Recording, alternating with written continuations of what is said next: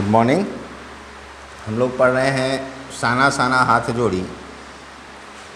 मधु काकरिया जी की रचना है, उनका यात्रा वृत्तांत है जो सिक्किम की यात्रा को लेकर है। हमने इसमें बहुत सारी बातें पढ़ी कि कैसे पहाड़ सुंदर होते हैं, कैसे दृश्य वहाँ होते हैं, साथ ही साथ जीवन के जो दर्शन हैं, जीवन के जो रहस्य हैं, कैसे लेखिका के मन में इन पहाड़ों को, वहाँ की व्यवस्था, वहाँ के दृश्यों को देखकर खुल रहे हैं। कैसे फिर वो जीवन का संघर्ष देखती है उन पहाड़ियों के माध्यम से जो वहाँ पत्थर तोड़ रही थी। तो ये सब चीज़ें हमने इसमें जाना। फिर इनको फ़ौजी छावनियाँ मिलती हैं, वहाँ फ़ौजियों से बात करती हैं तो वो कहते हैं कि हम यहाँ कष्ट सहते हैं, जागते हैं ताकि आप चैन से सो सकें। फिर ये लोग अब आगे बढ़ते हैं तो जहाँ इनको लिखा मिलता है we give our today for your tomorrow, मतलब हम अपना आज दे रहे हैं जिससे आपका कल सुरक्षित हो, आपके कल के लिए हम अपना आज कुर्बान कर रहे हैं, दे रहे हैं। अब आगे पढ़ते हैं। लेखिका का मन उदास हो गया, भीतर कुछ पिघलने लगा। महानगर में रहते हुए कभी ध्यान ही नहीं आया कि जिन बर्फीले इलाकों में वैशाख के महीने में भी 5 मिनट में ही हम ठिठुरने लगे थे, हमारे ये जवान पौष और माघ में भी जब सिवाय पेट्रोल के सब कुछ जम जाता है तैनात रहते हैं। अब वो उस पर सोच रही हैं कि कैसे यहाँ जो फ़ौजी रहते हैं उनका जीवन कैसा होता होगा। सोच रही हैं कि जिस महानगर में रहते हुए कभी ये बात दिमाग में भी नहीं आती है, जो यहाँ आकर पता चला कि वैशाख का महीना जो कि सबसे गर्म महीना होता है, सूखी हवाएं होती है, लू चलता है, उस समय भी यहाँ 5 मिनट में ठिठुरने लगे, इतनी ठंड थी यहाँ। और ये जवान तो पौष और माघ यानी जो सबसे ठंडा महीना होता है उसमें भी यहीं रहते हैं। उस समय यहाँ पेट्रोल के अलावा सब कुछ जम जाता है, पानी से जुड़ा हुआ हर चीज़ जम चुका होता है, यहाँ सिर्फ पेट्रोल नहीं जमता। तब यहाँ वो तैनात रहते हैं। और जिन सकरे घुमावदार और ख़तरनाक रास्तों से गुजरने भर में हमारे प्राण कांप उठते हैं, उन रास्तों को बनाने में जाने कितनों के जीवन अपनी मियाद के पूर्व ही ख़त्म हो गए। जो रास्ते थे पहाड़ों में, जिनसे गुजरने में इनको दहशत हो रही थी, डर हो रहा था, जो इनको ख़तरनाक लग रहे थे रास्ते, उसको बनाने में कितने लोगों की जान गई होगी। ये लेखिका सोच रही हैं कि इसको बनाने में कितनों के जीवन मियाद के पूर्व ख़त्म हो गए होंगे। मतलब उनकी जो आयु थी, जो स्वाभाविक आयु थी, बूढ़े होकर जो लोग मरते हैं, उसके पहले ही जवानी में मर गए कितने लोग उसको बनाने में। मेरे लिए यह यात्रा सचमुच ही एक खोज यात्रा थी। पूरा सफ़र चेतना और अंतरात्मा में हलचल मचाने वाला था। बहरहाल अब हम लायुंग वापस लौटकर फिर युमथांग की ओर। जितेन कुछ दिन पूर्व ही नेपाल से ताज़ा ताज़ा आया था। अब ये सोच रही हैं कि यह एक खोज यात्रा के समान थी जिसमें जीवन के रहस्यों का पता चला, अंतरात्मा को झकझोर देने वाली कई बातें पता चली कि इस खूबसूरती के पीछे कौन सी पीड़ाएँ हैं, कैसी पीड़ाएँ हैं, कैसे दुखी जीवन भी है इसमें, इस सुंदरता के पीछे। हालांकि जो लोग वहाँ जी रहे हैं उनके लिए वो दुखी जीवन नहीं है, उनके लिए तो वो एक कर्तव्य के समान है, जीवन यापन का एक संघर्ष है जिसको वो खुशी खुशी अपनाते हैं और करते हैं। लेकिन लेखिका का मन इससे उद्वेलित होने लगा, उनके मन में एक हलचल मच गई। फिर ये लोग युमथांग की ओर चले। जितेन जो ड्राइवर था वो कुछ दिन पहले ही नेपाल से आया था। युमथांग की घाटियों में एक नया आकर्षण और जुड़ गया। ढेरों ढेर प्रियुता और रोडोडेंड्रो के फूल। उधर जब ये लोग बढ़े तो बहुत सारे फूल मिले जिनके नाम है प्रियुता और रोडोडेंड्रो। जितेन बताने लगा, बस 15 दिनों में ही देखिएगा पूरी घाटी फूलों से इस कदर भर जाएगी, लगेगा फूलों की सेज रखी हो। सिक्किम को पहाड़ का फूल भी कहा जाता है। ये हम लोगों ने एक पाठ पढ़ा था बचपन में, पहाड़ का फूल सिक्किम। तो वो पहाड़ों के बीच, बाकी राज्यों के बीच एक छोटा सा राज्य है जो ऐसा लगता है जैसे पहाड़ों के बीच एक फूल खिला हो। तो वहाँ के जो घाटियाँ हैं वो फूलों से भर जाती हैं। उसकी बात यहाँ हो रही है कि 15 दिन में ही पूरी घाटी फूलों से इस कदर भर जाएगी, लगेगा कि फूलों की सेज रखी हो, जैसे फूलों का बिस्तर लगा हुआ हो। यहाँ रास्ते अपेक्षाकृत चौड़े थे। अपेक्षाकृत चौड़े थे मतलब पीछे के बनिस्बत ये ज़्यादा चौड़े थे। इस कारण खतरों का एहसास कम था। इन घाटियों में कई बंदर भी दिखे, कुछ अकेले तो कुछ अपने बाल बच्चों के साथ। उधर बंदर वगैरह भी दिखने लगे। बहरहाल घाटियों, वादियों, पहाड़ों और बादलों की आंख मिचौली दिखाती, पहाड़ी कबूतरों को उड़ाती हमारी जीप जब यूमथांग पहुंची तो हम थोड़े निराश हुए। बर्फ़ से ढके कटाव के हिम शिखरों को देखने के बाद यूमथांग थोड़ा फीका लगा। इन लोगों ने तो सबसे सुंदर जगह देख लिया था, तो अब उससे कम सुंदर जगह पहुँचे तो थोड़ा फीका लगा वो। जैसे मीठा खा लेने के बाद अगर आप चाय पीते हैं तो वो फीकी लगती है। और यह भी एहसास हुआ कि मंजिल से कहीं ज़्यादा रोमांचक होता है मंजिल तक का सफ़र। मैंने कई बार इस बारे में बात की है कि यात्रा कैसे हमारे लिए लाभदायक है, खास करके विद्यार्थियों के लिए। इस पर काफ़ी लिखा जा चुका है, कई सारे लेख आपको मिलेंगे कि यात्रा क्यों लाभदायक है। इसमें जो मंजिल होती है, जहाँ हम जा रहे हैं, सिर्फ वही रोमांचक नहीं होता है। आप वहाँ तक पहुँचने में जो यात्रा करते हैं, जो चीज़ें देखते हैं, रास्ते में जो जिन चीज़ों से आपका सामना होता है, वो भी उससे कम रोमांचक नहीं होता है। कई बार ज़्यादा रोमांचक और ज़्यादा सुंदर होता है, जो ज़्यादा अच्छे अनुभव आपको देकर जाता है, ज़्यादा चीज़ें आपको सिखा जाता है। उस मंजिल से कहीं अधिक रास्ता सिखा जाता है। तो वही बात यहाँ लेखिका कह रही हैं कि मंजिल से ज़्यादा रोमांचक उसका सफ़र होता है। इस बीच में जिन चीज़ों से ये गुजरी उसको देखते हुए ऐसा कह रही हैं।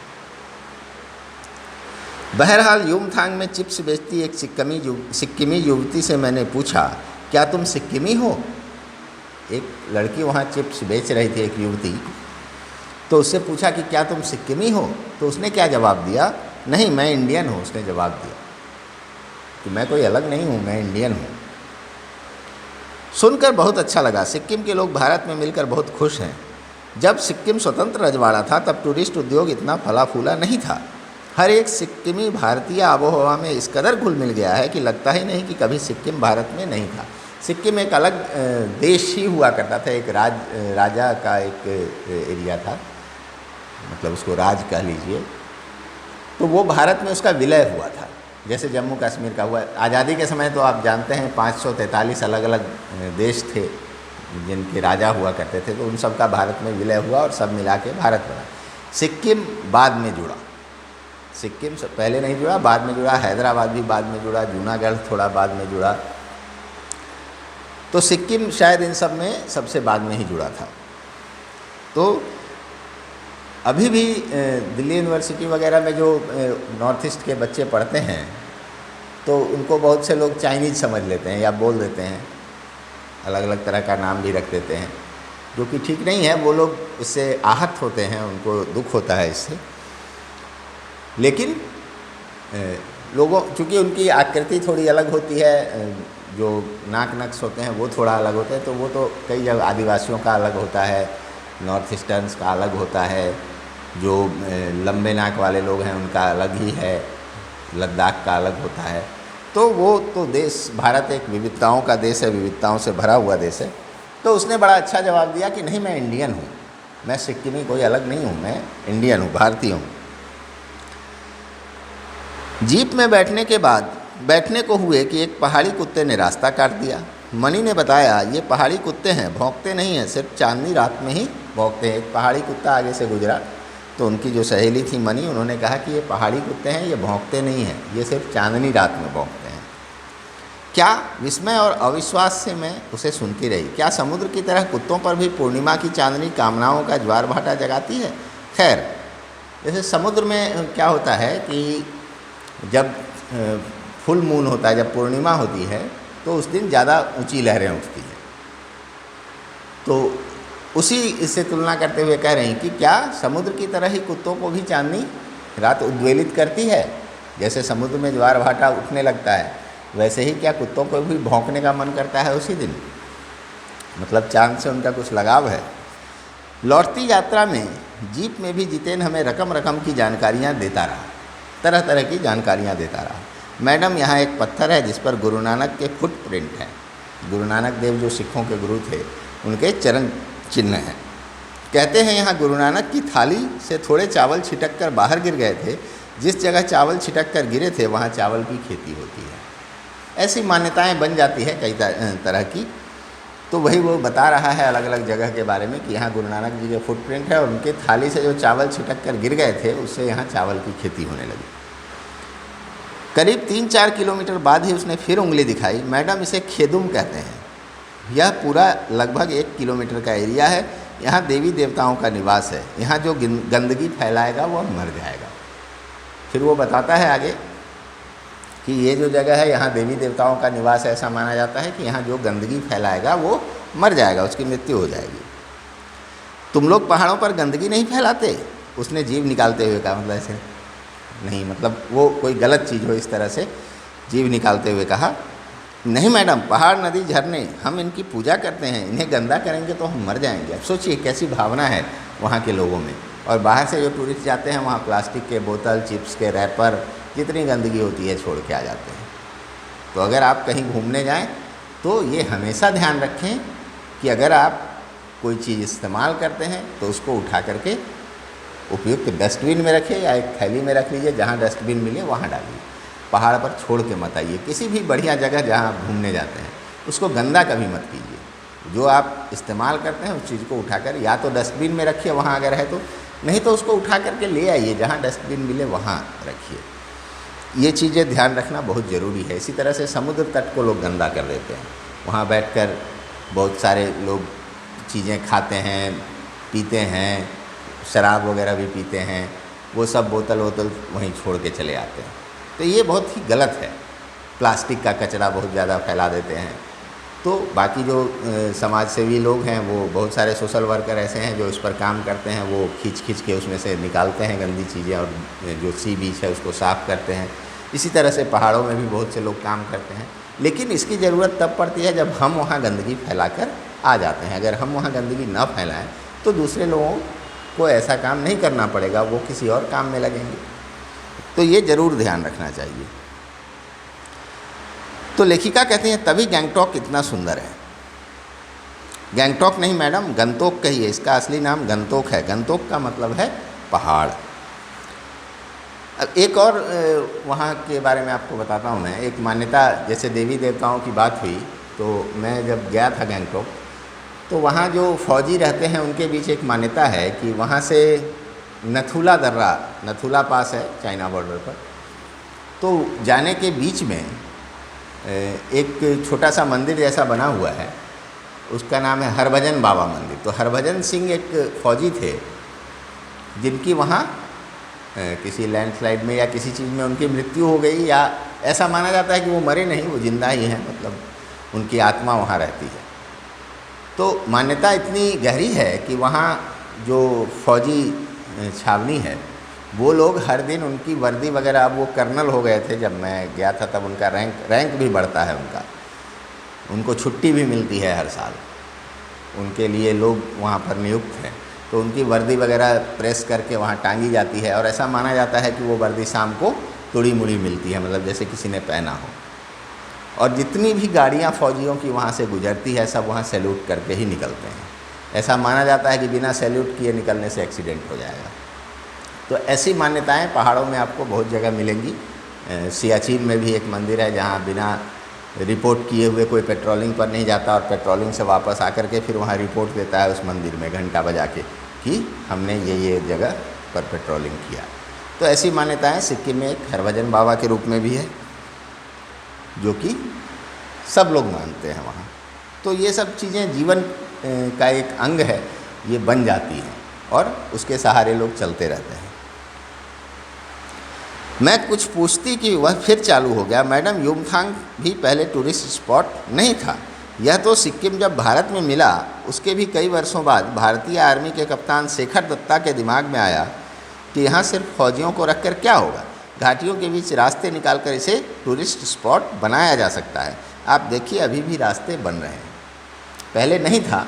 फिर एक भारतीय अफसर थे फौज के, उनके दिमाग में आया कि सिर्फ फौजी यहाँ रहेंगे उससे क्या फ़ायदा, टूरिस्ट भी आए देखने इतने सुंदर जगह को। तो उन्होंने रास्ता वगैरह बनवाया जो कि अभी भी वहाँ बन रहा था। हाँ, रास्ते अभी भी बन रहे हैं, नए नए स्थानों की खोज अभी भी जारी है। शायद मनुष्य की इसी असमाप्त खोज का नाम सौंदर्य है। मन ही मन मैं कहती हूँ जीप आगे बढ़ने लगी। लेखिका कहती है कि हाँ, रास्ते अभी भी बन रहे हैं, सिर्फ ज़मीन पर ही नहीं दिमाग में भी बन रहे हैं। नई नई चीज़ों की खोज जारी है, नए नए जगहों की खोज जारी है, और इसी कभी समाप्त ना होने वाली खोज का नाम ही तो सौंदर्य है। कुछ नया मिलता है तो वो पहले से ज़्यादा सुंदर लगता है। तो जीवन तो इसी का नाम है, जीवन में नई नई चीज़ें करते जाना ही तो जीवन है, और वही तो उसका सौंदर्य है। यही कहकर लेखिका इसको समाप्त कर रही हैं। तो इस तरह से हमने ये पाठ पढ़ा, ये यात्रा वृत्तांत पढ़ा। इसमें बहुत सारी जानकारियाँ हैं जीवन के बारे में, पहाड़ों के बारे में, सिक्किम के बारे में, बहुत सारी इसमें जानकारियाँ हैं। आप इसको पढ़िएगा और इसका आनंद लीजिएगा। अगले दिन हम लोग इसके प्रश्न अभ्यास की बात करेंगे। आप लोग भी अपने स्तर से एक बार पढ़ लीजिएगा कि कौन से प्रश्न आपको आसान लगे, कौन से कठिन लगे, तो फिर हम लोग आगे उसकी बात कर लेंगे। और फिर एक दिन हम लोग शब्दार्थ का करेंगे, जिसमें सारे पाठों को शामिल किया जाएगा। फिर से हम दोबारा पढ़ाई उसके बाद शुरू करेंगे। ठीक है, तो आज हम लोग इतना ही रखेंगे। आशा है आपको आनंद आया होगा इस यात्रा वृत्तांत में। दोबारा पढ़िएगा तो और आनंद आएगा। चलिए, धन्यवाद।